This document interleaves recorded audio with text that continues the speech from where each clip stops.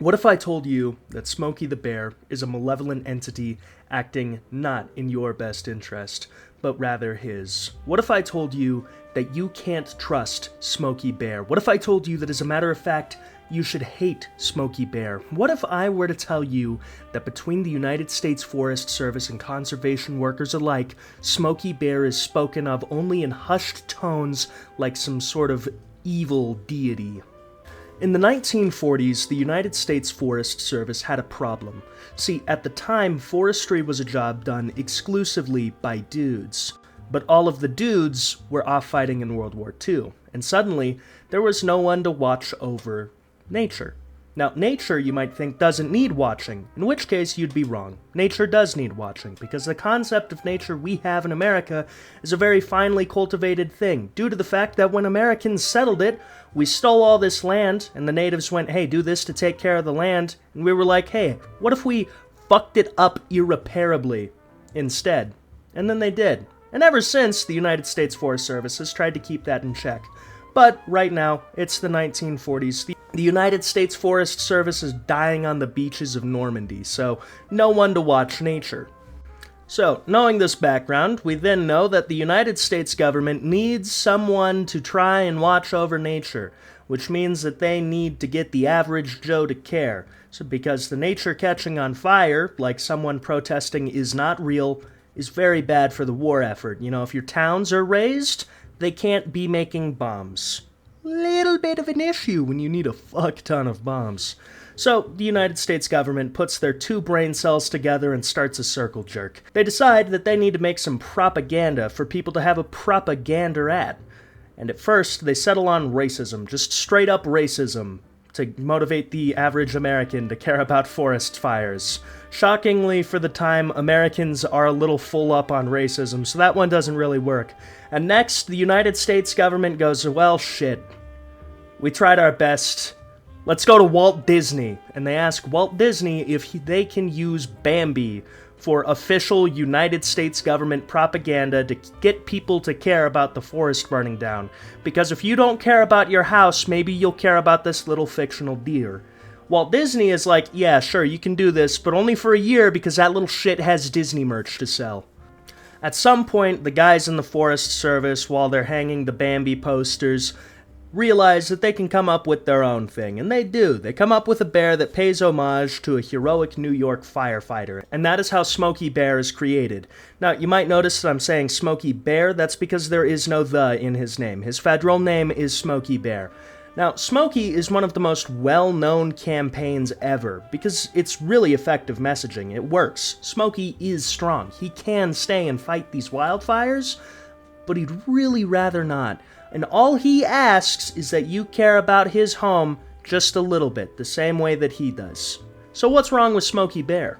First of all, he's using an R5 shovel, which is standard issue and a favorite amongst wilderness rangers. It is also the inferior trail work and wilderness firefighting tool, and it cannot compare to my glorious goat, the McLeod.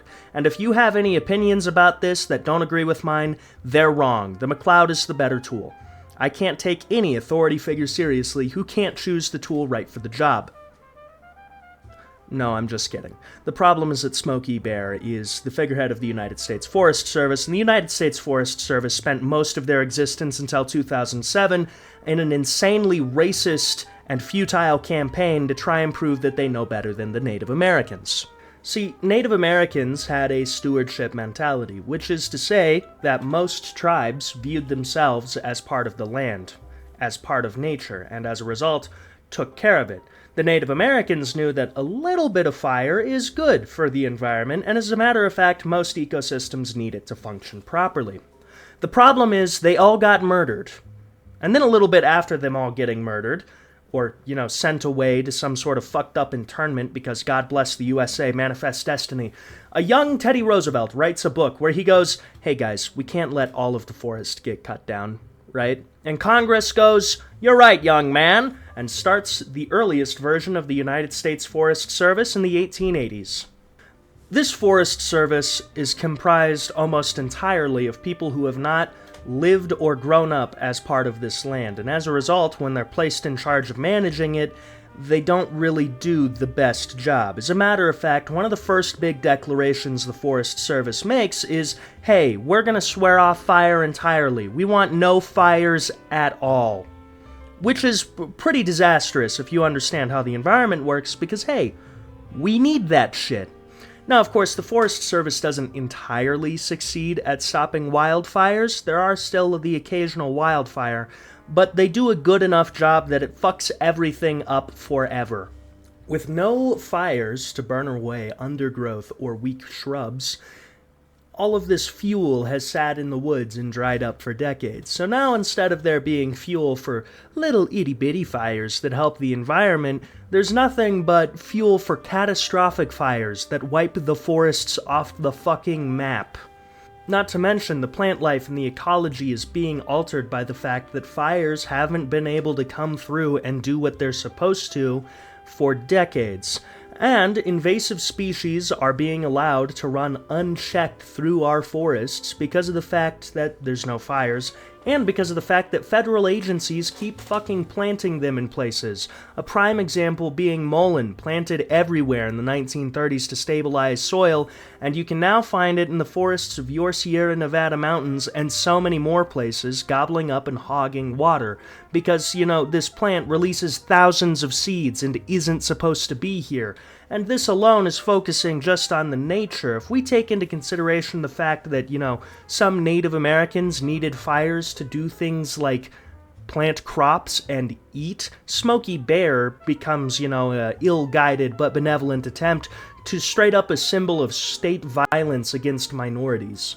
In 2007, the United States Forest Service published a report that stated simply that they had fucked up big time with the management of our natural resources. That the Smokey Bear campaign was successful, and it did stop fires a significant amount, and that this was actively hurting the environment to an incredible degree. Ever since, there have been attempts to try and make a plan to future-proof our wilderness, but the Forest Service is fighting a battle that is almost impossible to win if you look at all of the moving factors, considering the fact that they have to actively battle the fires that they accidentally intensified by ignoring native voices generations ago, critically low funding to the point that they can't keep a lot of staff on board and had to let people go, and an ever-changing environment that is actively rushing towards collapse. It's not looking good. So, I hate this fuck-ass bear, and you should too. Alright, we made it through the end of this video. It's like my fourth time recording the outtake outro, so I'm gonna hit you with the spiel real quick. If you're new here and you liked the video, go ahead, like, comment, subscribe. If you are not new here and you like the video, go ahead and like, comment. You're already subscribed, so thanks, I appreciate the support. That being said, that is about all I have relating to Smokey the Bear. Fuck Smokey the Bear, day one op. All my homies hate Smokey the Bear. So, I'm going to briefly talk about the election now, and if you don't want to hear about that, go ahead and click off the video. Thank you, and thank you for watching. Bye. Now that everyone who doesn't want to hear about the election is gone, I have just one thing. Well, I have more than one thing to say, but I have one train of thought to offer, and that is this. You don't get to be done. I am telling myself this same thing. If you believe in the fight for a kinder, more just, more fair, more survivable world, you don't get to be done. This is not the end. This is a moment where we have fallen flat on our asses, and you know what you have to do when you fall on your ass? You have to get back up. Get up. You don't get to be done. There are still ways that you can help the people around you, that you can support your community, that you can keep the fight alive. And that is what is important. We might have lost this election, but that does not mean that everything is done. That does not mean there is no way to continue on. It means that we have to find a new way to fight. And whatever way that is, good for you, and keep doing it. I am in a similar boat, where a Trump presidency again is disastrous in just about every single aspect of my personal life. And it's probably disastrous for my YouTube career as well, because God forbid that a state surveillance machine starts listening to all of the shit I've been saying since I was 16, I'm gonna be fucking arrested. But we still have to keep going. We still have to keep trying. We still have to keep fighting. I believe in you.